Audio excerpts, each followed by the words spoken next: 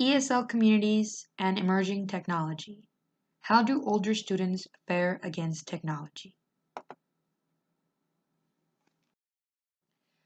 Day-to-day struggle for tech. I work in an old elementary school bungalow with my class.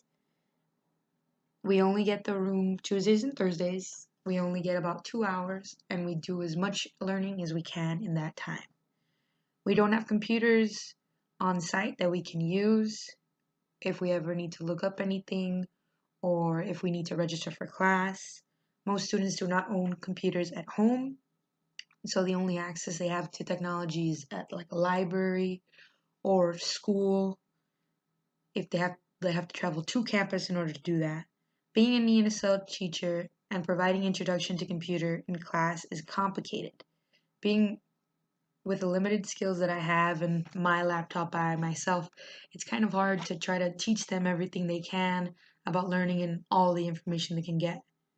Providing access to technology and information research resources is about the biggest thing that you're trying to do, which is get them to the library, get them to the school campus, get them access to these things.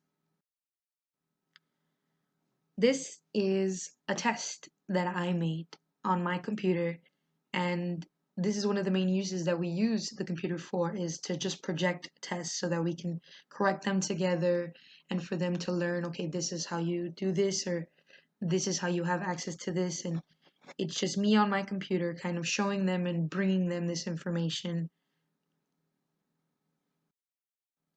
How do we contribute to student use of information technology? So I have different concepts that I pulled from John Stone and his studies, what we know and what we do, what are classroom activities where students use technology, and when can their use of technology be grown. Johnstone and his studies.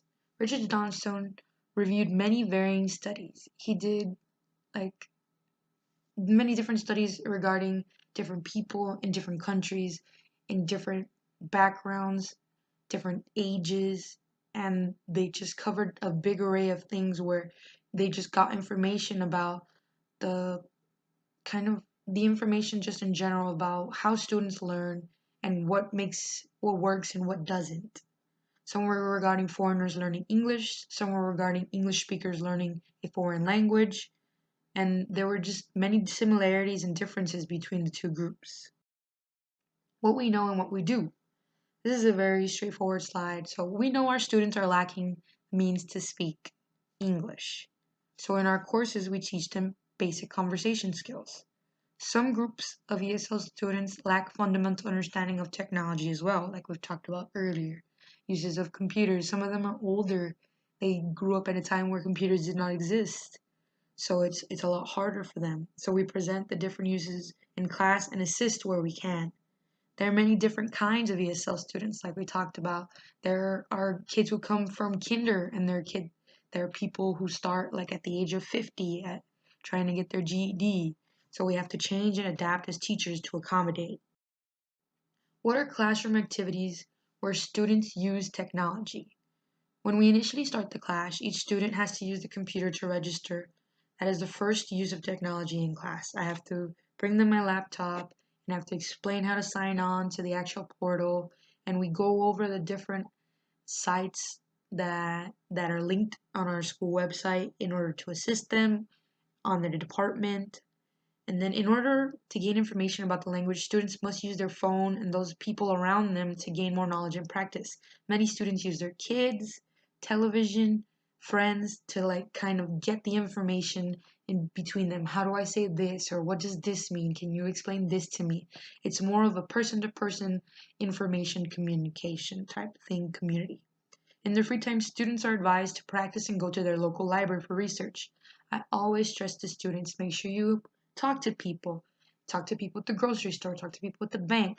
Try to make conversation where you can so that you practice and you use it in real time. Go to the library, see if you can find books. Use the computer there if you don't have one at home. Just providing any and all ways that they can get the experience. Beyond the actual class use, ESL students use technology for legal matters as well. This is a flyer for an event at my campus that I helped organize. So one of the big things that ESL students face, or issues that they face, is issues with immigration and whether or not they have the right to an education. So something that we're doing at my job at Los Angeles Southwest College is we made a town hall meeting that is going to happen this Thursday, and we're going to provide legal assistance, different like accommodation assistance, different information about their rights, speaking from like sheriffs, speaking from the Dolores Huerta Foundation, speaking from other colleges about what are their options like when it comes to transferring and those things. Where can the use of technology be grown?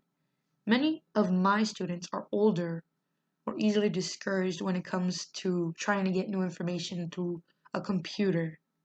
So you have to make the classroom a safe space to learn and grow. You have to make sure that you're giving them the encouragement and not discouraging them from actually going forward and trying to learn new things on their own.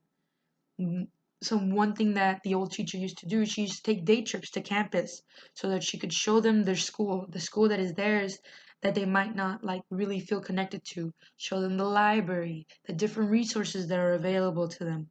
You have to make them feel comfortable to come on their own. So if you go and you take this one day trip, well maybe they're like, okay, it's not that far, I can go on my own. Show them that technology is their friend and it is a great useful tool.